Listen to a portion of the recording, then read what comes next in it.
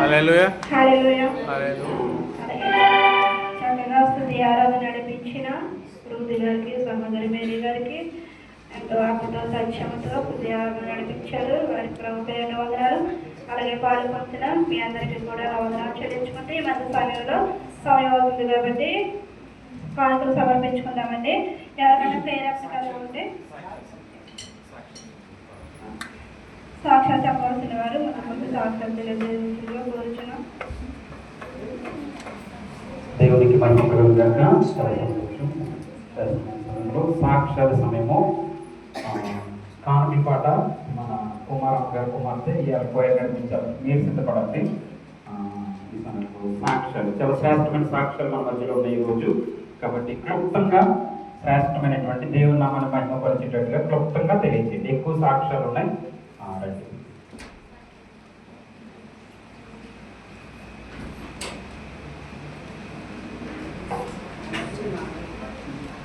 దేవుని నామానికి మహిమ కలుగును గాక.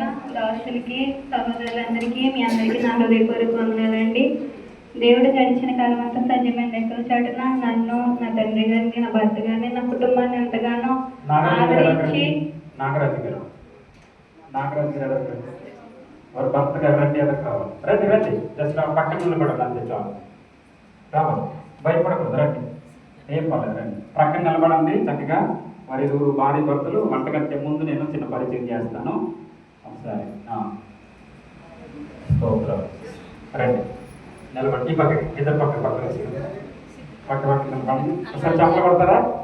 వీరు భార్య భర్తలు ప్రియులు స్తోత్రం.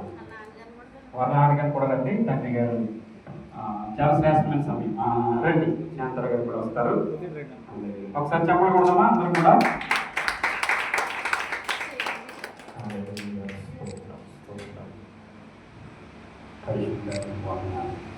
రండి. హేమలత గారు దొరికింది ఒకసారి. హేమలత గారు సంఘానికి మొట్టమొదటిసారిగా ఒకే చేపలు ఇస్తారు. రండి హేమలత గారు రండి. అలాగే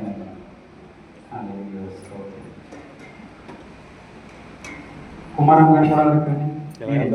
కుమారమ్మ గారు నాకు ఇద్దరు కూడా కావాలి. రేపు నుంచి కుమారమ్మ గారు ఎక్కువ, మేరీ గారు ఎక్కువ.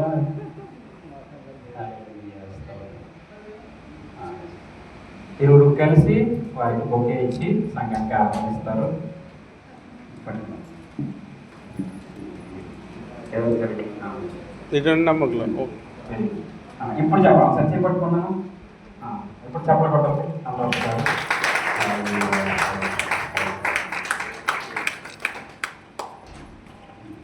Thank you. దేవుడికి మహిమ. మన ప్రియులు శాంతరావు గారు కుమార్తె అల్లుడు గారు సాక్ష్యం తెలియజేస్తారు. దేవుడు ఎంతగానో కృప చూపినానికి ఆయనకి ఏమిచ్చినా నేను రుణం తీర్చుకోలేదండి. దేవుడు నా ప్రయాణ విషయంలో దేవుడు ఎంతగానో కృప చూపించాడు. ప్రశాంతి నీకుమే శ్రావణి అంటాం అలవాటు అయిపోయింది. ప్రశాంతి అంటాం మాకు చాలా అరుదు. కొంచెం కష్టంగానే ఉంది. అయినా కానీ ట్రై చేస్తాను. మరి ఎప్పటి నుంచి ఆ అమ్మాయిని నేను వేజా చూడమని ఒక 2 సంవత్సరాల నుంచి నేను అడగడం జరిగింది. నువ్వు వేజా అడగవంటే నేను ఎప్పుడు బ్లాక్లో పెట్టేస్తున్నాను. అమ్మాయి చాలా బ్లాక్ మెయిల్ చేసింది నన్ను. ఏదేమైనా కూడా దేవుడు ఎంతగానో కృప చూపించి ఆ అమ్మాయి మనసు కరిగించి మరి ఆ బాబాతో పరిచయం ఉండడం, మరి ఆ అమ్మాయి మరి మనసు మారి మరి ఒక్క రోజులోనే నేను వేజం మార్చుకుంటున్నాను, నువ్వు వస్తావని అడగడం, దేవుడు సరే అని నేను చెప్పడం, మరి అమ్మాయి వేజం మార్చుకుని వెంటనే 2 రోజుల్లోనే నాకు వేజ రావడం దేవుడు ఎంతగానో ఊహించిన కార్యం అనమాట అండి. దేవుడు ఆశ్చర్యరీతిగా నన్ను ఎంతగానో మరి మెడికల్ కొంచెం ఇబ్బంది పెట్టిన 2 సార్లు ఫెయిల్ అవ్వడం జరిగింది. అయినప్పటికీ కూడా దేవుడు ఎంతగానో కృప చూపించాడు.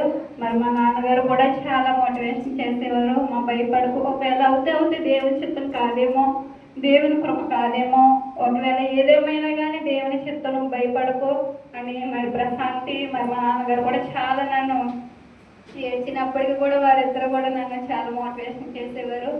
నేను కూడా దేవుని చిత్తంటే నీ చిత్తమైతే నువ్వు ఏదా ఇచ్చావు, నీ చిత్తం కాబట్టి ఇచ్చావు కాబట్టి మెడికల్ విషయంలో కూడా నువ్వే సహాయం చేయ. నేను 2 దినాలు దేవుని సన్నిధిలో గడపడం, మందులు ఇచ్చారు కానీ నేను మందులు రోజులే వేసుకున్నానండి. ఎక్కువ రోజులు కూడా వాడలేదు.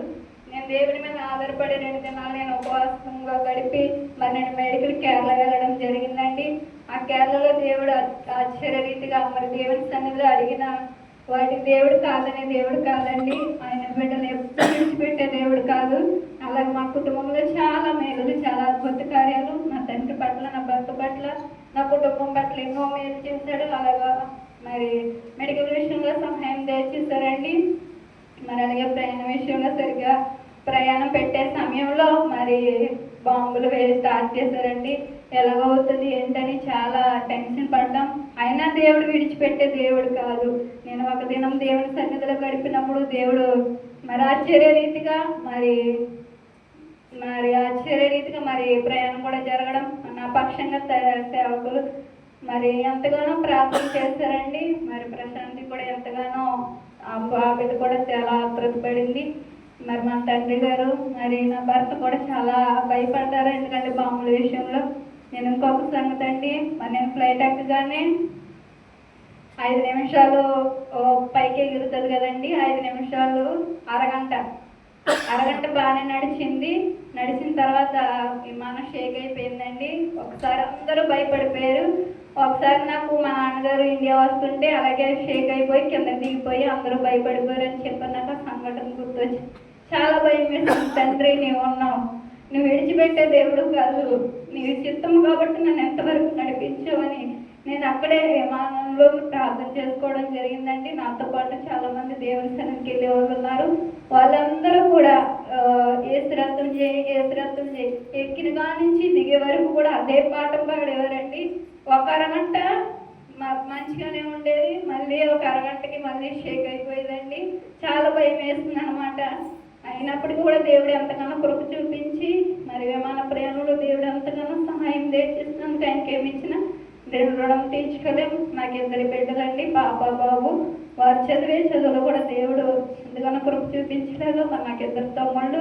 వారు చేసే పనిలో కూడా దేవుడు తోడుగుండేటట్టు, నా తల్లికి ఆరోగ్యం ఇచ్చేటట్టు, నా తండ్రి నా భర్త చేసే ప్రతి పనిలో కూడా దేవుడు తోడుగుండేటట్టు, నాకు కూడా మంచి డ్యూటీ దొరికేటట్టు నా కోసం కూడా ప్రార్థన చేయండి. మరి అక్కమ్మ విషయంలో కూడా మెడికల్ కూడా మంచిగా వచ్చేటట్టు మొన్న బుధవారం నేను మెడికల్కి వెళ్ళడం జరిగింది. ఆ మెడికల్ విషయంలో మరి బతక విషయంలో మరి మెడికల్ విషయంలో కూడా అయ్యగారు ఎంతగానో సహాయం చేశారండి.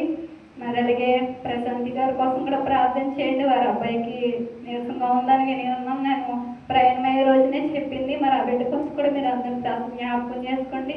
మరి ఇక్కడ ఉండే దుర్గ మీకు తెలిసే ఉంటుంది, మా స్నేహితురాలు. ఆ బిడ్డ కోసం కూడా ప్రార్థన చేయండి. మరి మా కుటుంబం అంతా ఇంకా దేవుళ్ళు ఎదిగేటట్టు మీరందరూ ప్రార్థన జ్ఞాపకం చేసుకోమని ఈ సన్ని సాక్ష్యం దేవుడు దీవించిన